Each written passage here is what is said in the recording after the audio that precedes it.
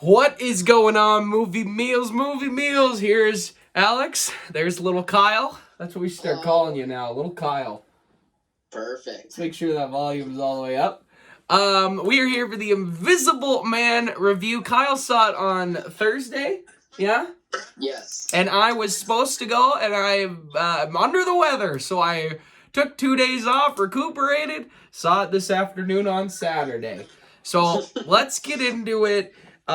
Non-spoiler review. We'll start with you, Kyle. What were your positives of The Invisible Man? Two big positives come to mind with The Invisible Man. The first comes from the directing of, I believe his name is Leigh Whannell. I believe that's his name. He was the director of Upgrade, which is underrated as heck, and people should check that movie out. Upgrade's awesome.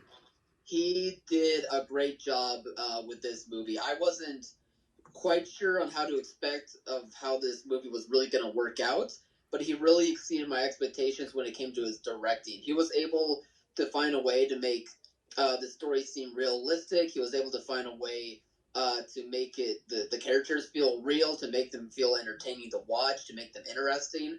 And his directing style was able to make you scared and make your skin crawl, even though for most of the filming it's him just filming hallways or furniture, maybe just some wiring done for like some choreographed fights between people and the Invisible Man. But for some reason, however he was able to do it, he was just able to really nail the tone of this movie as a horror thriller that just gets under your skin. And the second big reason why I like this movie so much comes from Elisabeth Moss. She carries the whole movie. She is so great throughout the entire thing. I think if she did not do as great of a job as she did here, like the movie would easily fall flat.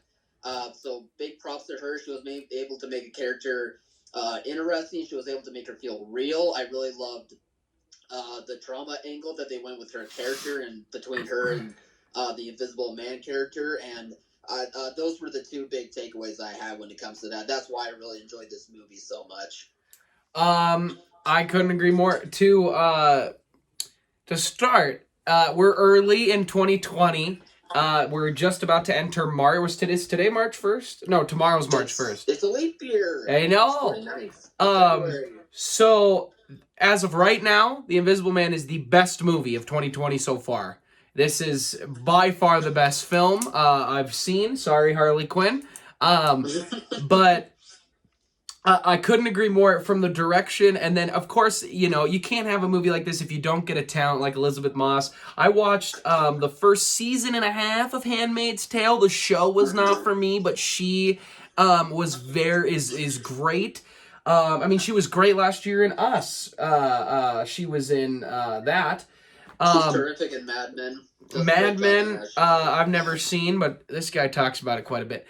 And she does such an incredible performance that I feel like later in the year, I'm going to go back and be like, man, this is going to remind me of Lupita Nyong'o in 2019, somebody who should be nominated for an Academy Award, because I loved this movie. She gave a heck of a performance, and you need that with your lead.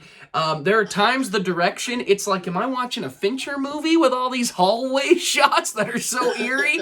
And but it's great. It sets up the tone that from the beginning, even when the plot hasn't even really started yet, you were uncomfortable. You were wondering, because you walked into the movie, The Invisible Man, there's going to be an invisible guy tormenting somebody.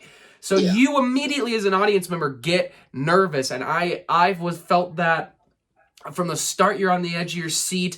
I was one of the people who saw the trailer. With this guy, saw it tons of times and said to him, they're showing the whole dang movie. They did not show the whole movie. They kept things in close to the vest. I thought all of the ending, the wrap up was so unique, so interesting, so great. And I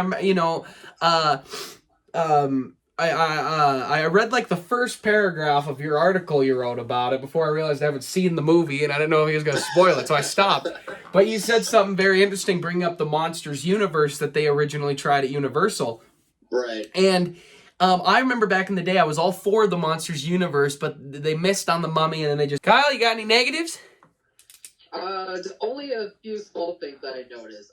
There was some dialogue within the script that I felt was kind of a bit cheesy to me. The movie was feeling very realistic, and those cheesy lines just kind of were taking me out of the movie a little bit, but it really wasn't a lot of them constantly. It was just a few small moments.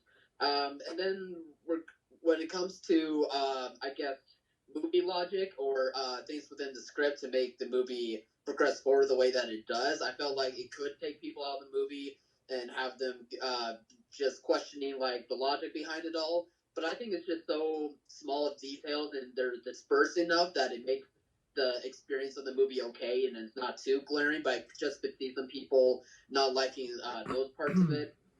And when it comes to maybe the explanation, without giving anything away, the explanation of the Invisible Man, some people might be turned off by that, but it actually worked out for me, and especially Same. my biggest worry throughout the movie was how is this going to work. It was able to do a very good job of explaining that, and I think that came a lot from the director's writing and style of how he presented his characters. So those were just the small negatives that I had with the movie. Yeah, I'm with you. My only real negative was that just that there are some small moments throughout the movie where it's like it's not it's dumb logic in a script. It's not like logic where you're like saying no, don't go that way. You know, it's not like that. It's just bad logic in the movie where you're like, oh, that should not have happened probably realistically that way when you're trying to be realistic. But there are only a small few of them, and they're not super important to the entire plot. This movie is really fantastic. My only other negative is don't talk during the dang movie because that drives me nuts, and people did that. But yeah, that's just about all I got. This movie is excellent. It's the best movie of 2019 so far for me, or 2020. I absolutely love this movie. I wouldn't mind seeing it again. We got a lot of great movies coming up for March. We've got The Way Back, Onward next week. There's going to be New Mutants in April, Mulan at the end of March. We got a lot of good stuff coming, so Kyle and I are ramping up, getting ready. Yeah. But anyway, yeah, as guys, thanks for watching. Please comment, like, subscribe, and share, all that good stuff. And as always, thanks for watching, Mom. See you guys.